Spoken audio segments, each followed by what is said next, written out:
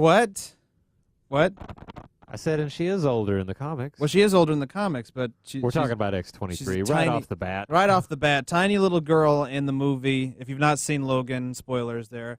I've seen it. He's seen it. I have not, but I hear good things, and I'm seem very to be curious. the only dissenting voice. You really are. I mean, it's not awful, but I just think it could have been. Maybe it's just because I'm kind of attached to the Wolverine character. And I like Hugh Jackman as Wolverine a lot. I think it could have been done with a little more creativity. I think that's where your cynicism comes from. You are Maybe.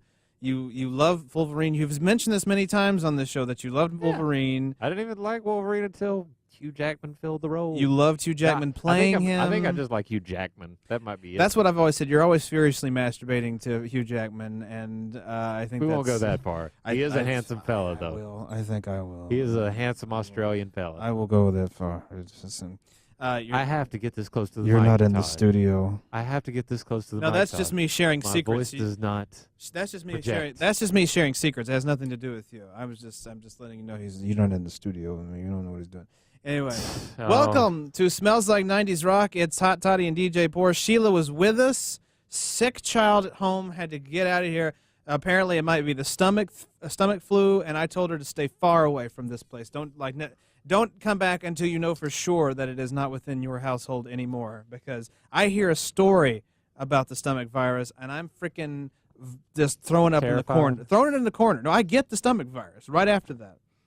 It's been proven. It's happened to me once. I heard a story about someone getting it. I had it the next day. Okay. All right. I believe in this. You believe in the urban legend version of the stomach virus? The urban legend, yes. It's like a horror movie. If you hear about it, you'll just get it. It's like a horror movie. It really, really is. It's frightening. I have this fear.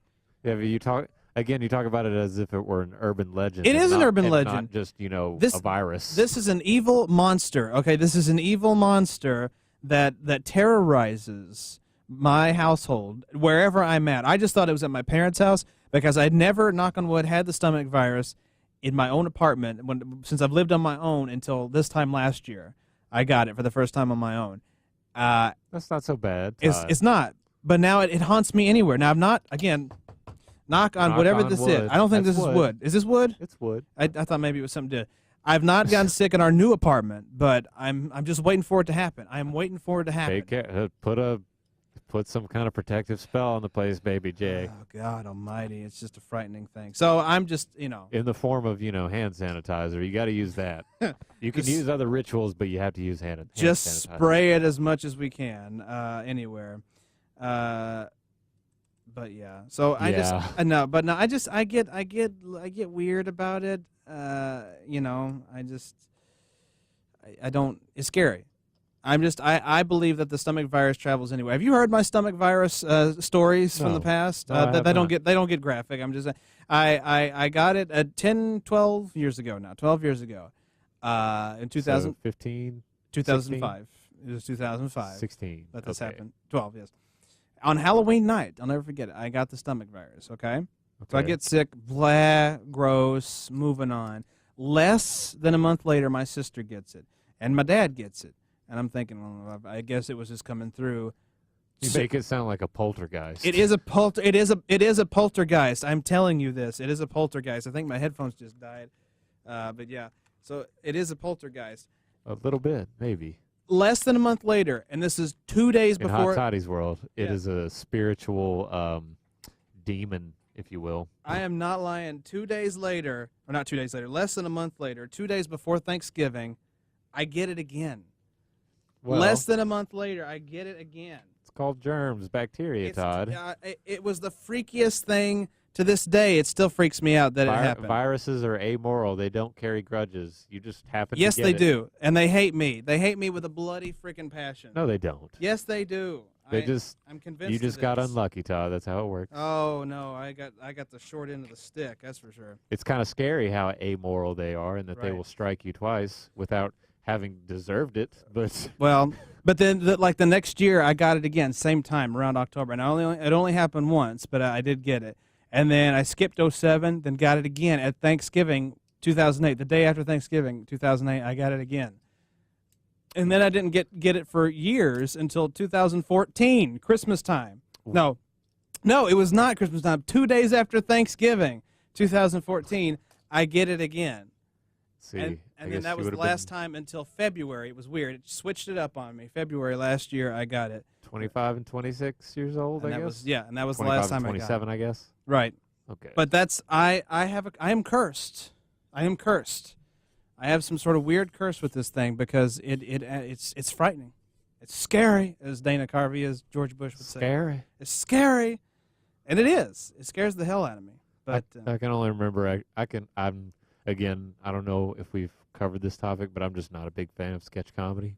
We have covered it, and I'm sad. But and you made me joyless because of it. The only memorable impression of Dana Carvey I have of doing George H.W. Bush was he was giving a State of the Union. Well, he's just addressing the nation from the Oval Office. From the Oval Office, right? And he makes an address specifically to Saddam Hussein. And he goes, okay, can you dim the lights here for me? Oh, he puts the goggles on. Yeah. It's like red. He's like, see how they look like missiles? Imagine 500,000 of these babies coming at you. And then scary. And then the funny part. That was pretty funny. But it continues. The funny part continues. All of a sudden, like a little kid interrupts him. And he's like, whoa. Yeah, this figure walks in the room and he goes, and the lights come on. And it is a little kid dressed as his vice president, Dan Quayle. And he says, Dan, don't ever sneak up on me like that again. I forgot about that. I forgot that that was supposed to be Dan. That's Dan Quayle because he was an idiot. And that's why they had him as a little child. That's Dan funny. Forth Quayle or Dan Forth, that was his name. Dan Forth Quayle. You know, he's in his 70s now. He still looks like a little boy. He literally does. Dan Quayle? Dan Quayle. We're going to have to look this up. I really am not aware. His hair has gotten a little white, or a little gray. Not even white, gray. Okay, He's 70 years old. He's in his 70s. I don't know if he's 70. Can we update our banner photo to this man? To Dan Quayle now. Yeah. This man does not age. He's found the Dick Clark Youth Fountain of Youth thing. Yeah, he's just. Although isn't Dick Clark dead? Yeah, I was about to say. Yeah, although it didn't save Dick Clark because he's dead now. Yeah, I was gonna say that's a poor analogy. It is. Dick Clark is dead. Look at him. Look, there he is. Look how old is he exactly? He is currently 70. He's 70 on the dot. You know what's more disturbing? What's that? Look up Samuel L. Jackson's age. No, he's like in his late 60s now, isn't he? I think mid to late 60s. I mean, and looks exactly the same as he did 20 years ago. Oh, no, I'm not. Yeah, no, he's another one. 48, so yeah, he'd be almost 70, 68. He'll be 69 this year. Yeah, it doesn't age. These people don't age.